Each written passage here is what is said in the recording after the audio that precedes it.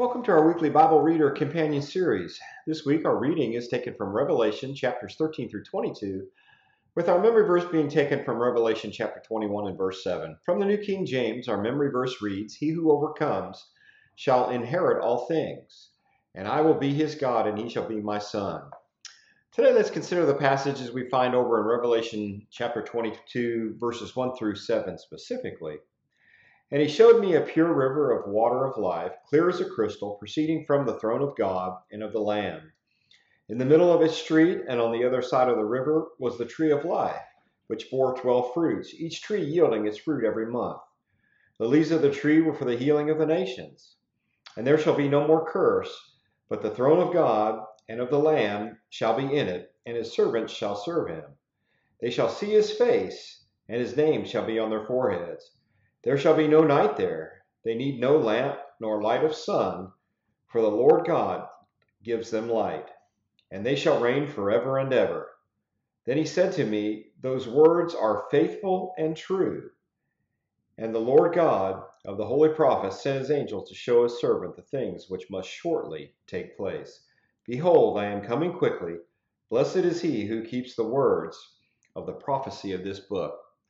We want to close our reading this week as we have completed the book of Revelation with some summary thoughts from chapter 22. In these initial verses that we just read in chapter 22 here, John's vision of the glorious future for the people of God was completed with a brief description of the river of life, the tree of life, the throne of God, and of the Lamb.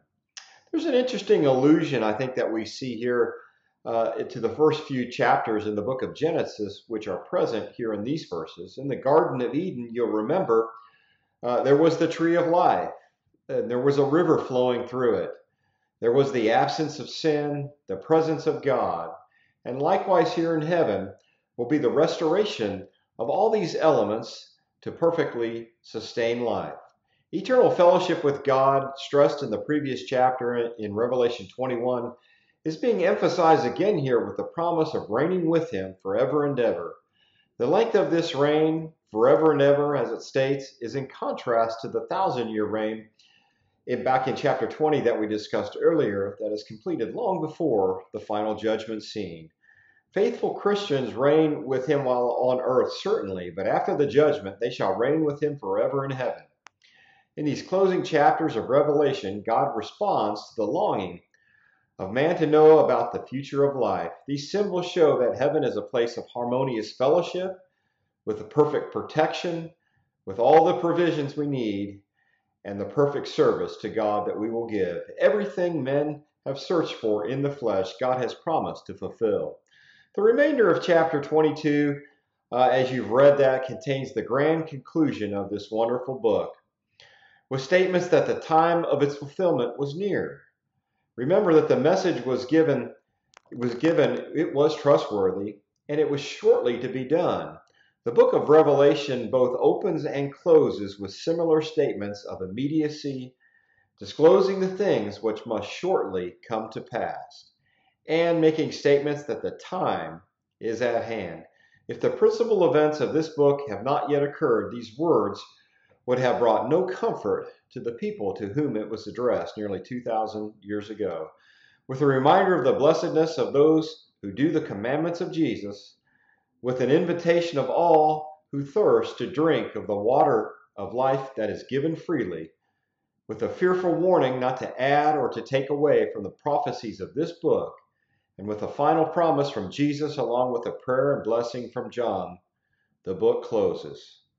What a great blessing and revelation to have these blessed words given to John. And you need to consider now, are you ready?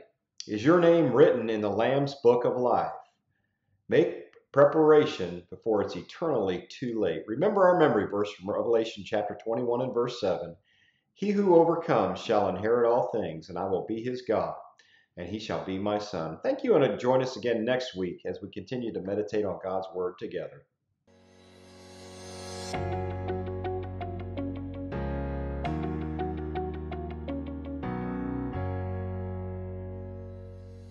Thank you for taking the time to watch this video.